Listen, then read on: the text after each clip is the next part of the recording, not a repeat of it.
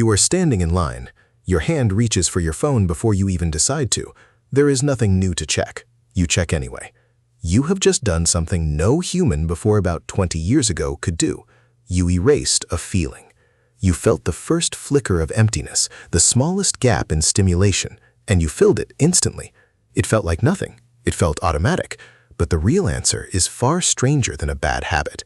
That small empty feeling has a name: boredom.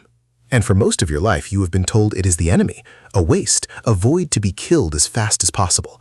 You have been taught to treat it like pain, like hunger, like something gone wrong inside you. What if it is the opposite? What if that hollow, restless, itchy feeling is one of the oldest and most important signals your mind has ever produced?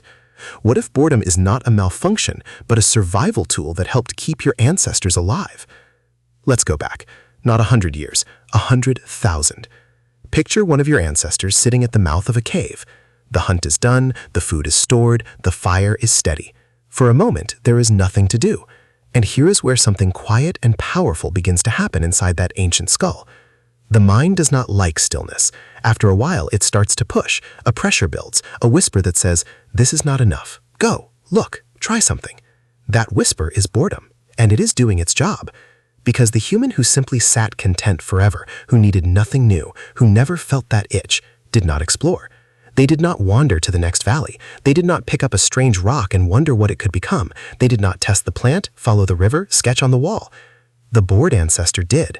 The bored ancestor moved. Think about what that means. The discomfort you try so hard to delete tonight may be the very thing that pushed your bloodline forward across continents. Every migration, every tool, every question. Restlessness wearing a disguise. Researchers have started to take this idea seriously. Sandy Mann, a psychologist at the University of Central Lancashire, spent years studying what boredom actually does to the mind. She found something surprising. When people are bored, their minds do not shut down. They drift. They wander inward. They begin to daydream. And daydreaming, it turns out, is where some of our most original thinking is born. In one of her experiments, Mann gave people a deliberately dull task. She had them copy numbers out of a phone book. Truly mind-numbingly boring. Then she gave them a creativity test afterward. The bored group outperformed the others.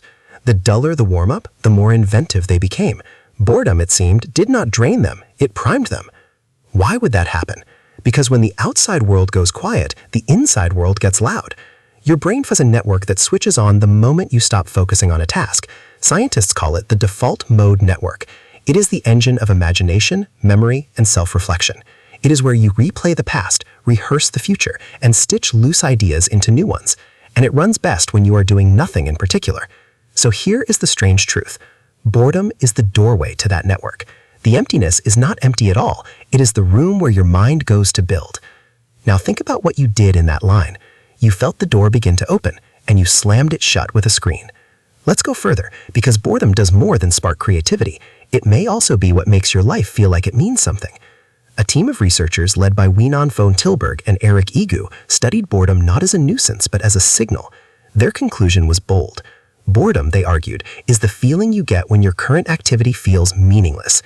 It is your mind's way of telling you that you are not doing something that matters to you. It's a nudge, a redirection, a pressure to go find what does. Read that again. The discomfort is information. Boredom is the part of you that refuses to accept a meaningless moment quietly. It is the inner voice asking, is this really what you want to be doing with your one short life? And what happens when people listen to that voice? Van Tilburg's research found that bored people become more likely to seek out meaningful things. They reconnect with their past, they reach toward bigger goals. In some studies, boredom even made people more willing to help others and contribute to something larger than themselves. The restlessness pointed them, again and again, toward purpose. So the feeling you treat as a dead end may actually be a compass, but only if you let yourself hold it long enough to read where it points. Here is where the modern world makes its quiet, dangerous move. For your entire evolutionary history, boredom had a cost and a payoff. To escape it, you had to do something, move, make, search, talk to another person. The discomfort drove you toward action, and action was where growth lived. The signal and the reward were connected. But now there is an escape that requires nothing, a glowing rectangle that offers infinite novelty with a single swipe. The moment boredom appears, you can dissolve it without standing up, without thinking, without becoming anything new at all. You get the relief without the action. You silence the signal without ever following where it leads. What does that do to a mind built over millions of years to use boredom as fuel? Consider a study that became famous for how uncomfortable it made everyone. The psychologist Timothy Wilson and his colleagues at the University of Virginia asked people to do something almost laughably simple. Sit alone in a plain room. No phone, no book, no distraction. Just you and your thoughts for about 15 minutes. Most people hated it. They found it hard to concentrate. They found the time unbearable. So the researchers added a twist. In the room was a small device that could deliver a mild but genuinely unpleasant electric shock. Before the session, many of these same people had said they would pay money to avoid that shock. And yet, left alone with nothing but their own minds, a striking number of them chose to shock themselves on purpose. Some did it many times. They would rather feel pain than feel nothing. They would rather hurt than sit quietly with the inside of their own heads. Sit with how unsettling that is. Given the choice between boredom and pain, a large share of ordinary people chose pain, not because the pain was good, because the silence had become intolerable. That is what happens to a mind that has forgotten how to be alone with itself. The very muscle that built civilizations has gone soft from never being used, and the more we numb it, the weaker it gets. The psychologist Aaron Westgate, who studies the same edge of human experience, describes boredom as a kind of alarm. It tells you that your attention is not being put to good use. The healthy response is not to silence the alarm, it is to ask what it is trying to say, and to point your mind at something worthy of it. But when you reach for the screen, you are not answering the alarm, you are cutting the wire. So what have we actually lost? We've lost the gap. The pause between stimulation and response where thought used to grow. The walk where a problem untangled itself. The shower where an idea arrived from nowhere. The long stare out a window where a feeling finally made sense. Those moments did not feel productive. They felt like boredom, and they were the most quietly creative moments of your life. You were never bored doing nothing. You were thinking, imagining, solving, becoming.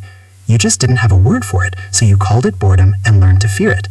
Now think about the children growing up today who may never feel a single unfilled minute.